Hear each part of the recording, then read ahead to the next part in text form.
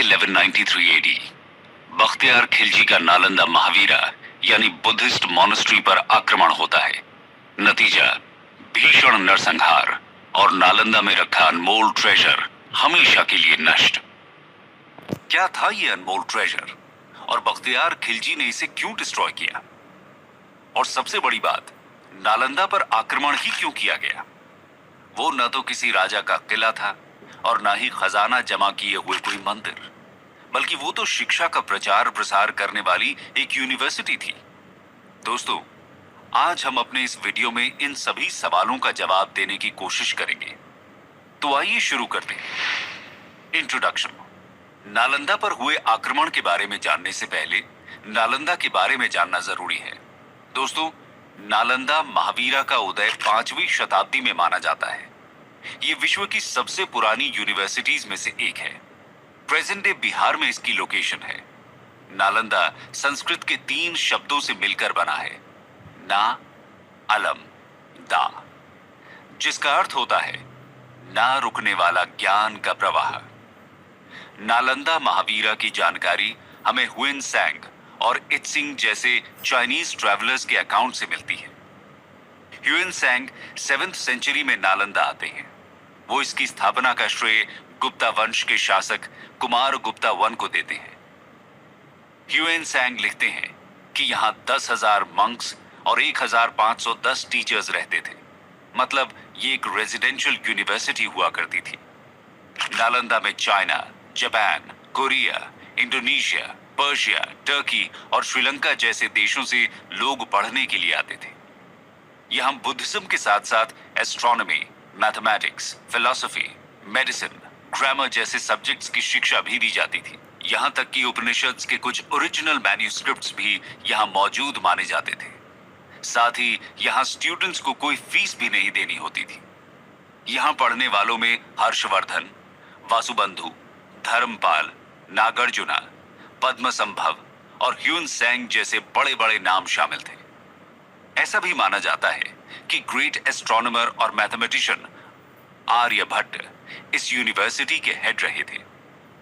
ज्ञान का ये केंद्र लगभग 800 सालों तक ऐसे ही फलता फूलता रहा। लेकिन 12th सेंचुरी में अचानक ये अतीत के अंधेरों में खो जाता है। इसके पीछे की कहानी बड़ी रोमांचक है।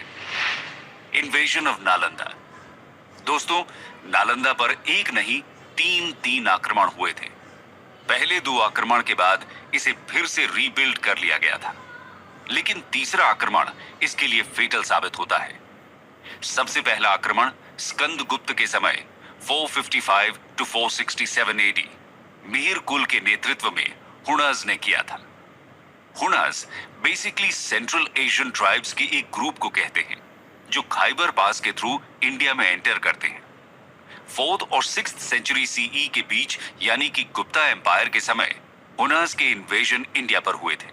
लेकिन स्कंदगुप्त के सक्सेसर्स न सिर्फ नालंदा को रिस्टोर करते हैं, बल्कि और भी बड़ी बिल्डिंग बनाकर इसे इंप्रूव कर देते हैं। नालंदा पर दूसरा आक्रमण अर्ली 7th सेंचुरी में बंगाल के गौदास राजवंश के द्वारा किया गया था। इस आक्रमण के बाद बुद्धिस्ट किंग हर्षवर्धन नालंदा को रीबिल्ड करते हैं। तीसरा और सबसे घातक आक्रमण था टर्किश इन्वेडर बख्तियार खिलजी का। नालंदा पर इसका आक्रमण 1193 एडी में हुआ था। आइए इसके पीछे की कहानी को डिटेल में समझते हैं। Why Bakhtiyar Khilji destroyed Nalanda? दोस्तों, ऐसा कहा जाता है कि बख्तियार खिलजी एक बार बहुत बीमार पड़ गया था। बहुत से उपाय और हकीमों के इलाज के बाद भी सेहत में कुछ सुधार नहीं हो रहा था। ऐसे में किसी ने सलाह दी कि नालंदा महावीरा के प्रिंसिपल राहुल श्री भद्र इलाज कर सकते हैं। एक बार उनसे इलाज कराकर देखा जाए। बख्तियार खिलजी को किसी गैर मुसलमान से इलाज कराना मंजूर नहीं था, इसलिए वो इस सलाह को पहले नजरअंदाज कर देता है। लेकिन जब सेहत और ज्यादा बिगड़ती जाती है तो उसे भी लगता है कि एक बार बुलाने में क्या हर्ज है। राहुल श्री भद्र बख्तियार खिलजी के पास पहुंच जाते हैं और उसकी जांच करते हैं। खिलजी इनके सामने ये शर्त रख देता है कि वो इनकी दी हुई कोई भी दवा नहीं खाएगा। इस तरह से वो राहुल श्री भद्रा को चैलेंज करना चाहता था और हिंदूज को भी नीचा दिखाने की कोशिश कर रहा था। इसके बावजूद राहुल श्री भद्रा भरोसा दिलाते हैं कि खिलजी की सेहत में जल्दी ही सुधार हो जाएगा। वो खिलजी को कुरान देते हैं और कहते हैं कि इसके कुछ पन्ने रोज पढ़ा करो। खिलजी ऐसा ही करता है और देखते ही देखते उसकी सेहत सुधरने लगती है। दोस्तों, राहुल श्री भद्रा ने कुरान के पन्नों में दवा लगा दी थी, जो पढ़ते समय खिलजी तक पहुंच जाती थी और इस तरह वो पूरी तरह सही हो जाता है। जब खिलजी को इस बात का पता चलता है तो उसे बहुत ज्यादा इनसिक्योरिटी और जेलसी फील होती है। उसे लगता है कि इन काफिरों के पास मुस्लिम हकीमों से ज्यादा ज्ञान कैसे है। बस इसी बात से नाराज खिलजी फैसला करता है कि वो इस ज्ञान के सोर्स को ही हमेशा हमेशा के लिए खत्म कर देगा। आइए जानते हैं कि इस ज्ञान का सोर्स आखिर था क्या। Destruction of Nalanda. दोस्तों, राहुल शील भद्रा और नालंदा में रहने वाले उनके जैसे हजारों बुद्धिस्ट मंक्स के ज्ञान का सोर्स था यहाँ की लाइब्रेरी। नालंदा के पास उस वक्त दुनिया की सबसे बड़ी लाइब्रेरी थी। इसका नाम धर्मगंज हुआ करता था और ये 3 बड़ी बहुमंजिला इमारतों से मिलकर बनती थी, जिनका नाम था रत्नासागरा, रत्नोदधि और रत्न रंजक।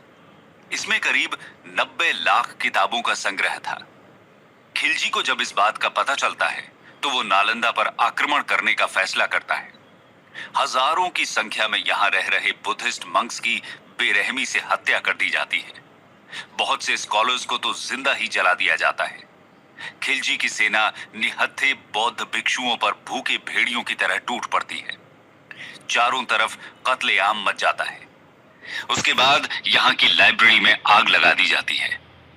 कंटेम्पररी हिस्टोरियन मिनहाज सिराज अपनी किताब तबाकत नसीरी में लिखते हैं कि किताबों को पूरी तरह जलने में 3 महीने लग जाते हैं।